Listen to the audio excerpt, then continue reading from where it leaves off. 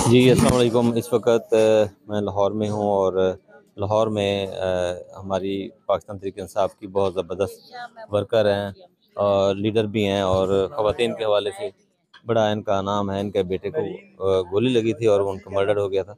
तो आज 40वां है, यहाँ पर मौजूद हैं हम। ये हमारे पास ये देखें, ये अब्बासी साहब खड़े हुए हैं। ये हमारे पास होते हैं इस्लामाबाद में, आज लाहौर में हैं। तो शबीर साहब ये खड़े हुए हैं और ये रज़ी सुल्ताना है, इनके बेटे की डेथ हुई थी जिनके ये आपको दिखा रहा हूँ। ये गम है कि राय शाहज़ेब सुल्तान भट्टी उनका नाम है।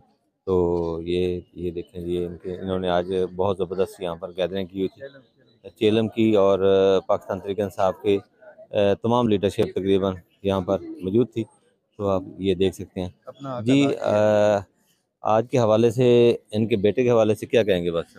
बस जी, एक ऐसा ज़बरदस्त किस्म का दुख है जो रज़िया सुल्ताना को दे के वो चला गया है। मर्डर हुआ है जी उनका।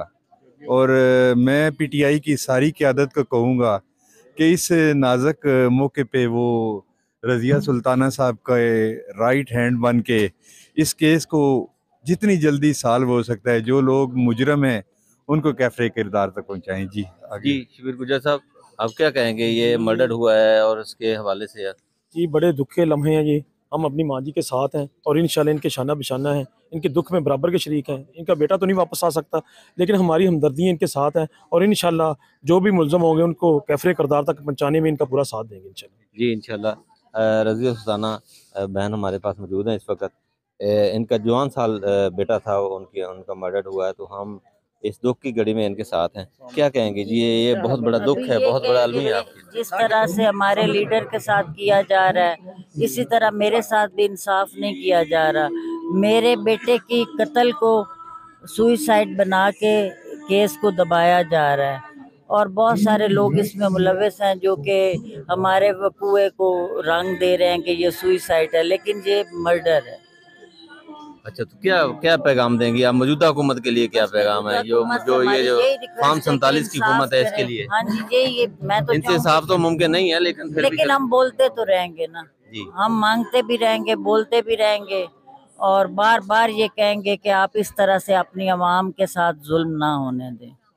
अच्छा, तो आप समझते हैं कि मर्डर हुआ है, जानबूझकर हुआ है? और यकीनन 110% हमें यकीन है, हर चीज़ का हमें इल्म है, लेकिन अभी वक्त आने पे बताएंगे जो भी मुल्जिम होगा। जी। अच्छा, ये आपको किसी पे शक हो या किसी पे आपको कोई मतलब होता है ना शक है या? मैंने तफ्तीश के लिए मैंने दी है अपनी, लेकिन अभी हमारी सुनवाई नहीं हो रही।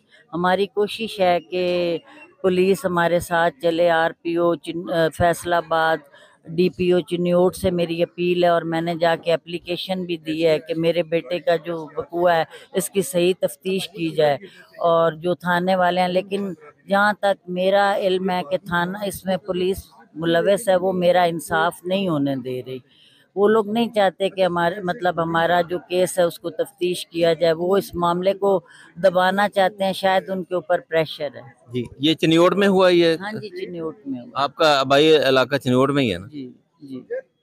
जी, ये नाज़रीन आप देख सकते हैं यहाँ पर तमाम ख़वातीन भी खड़ी हुई हैं और इनके दुख में शामिल हैं सारी। और ये आप देख सकते हैं बहुत ज़्यादा इन्होंने आज गैदरिंग की हुई है इस हवाले से।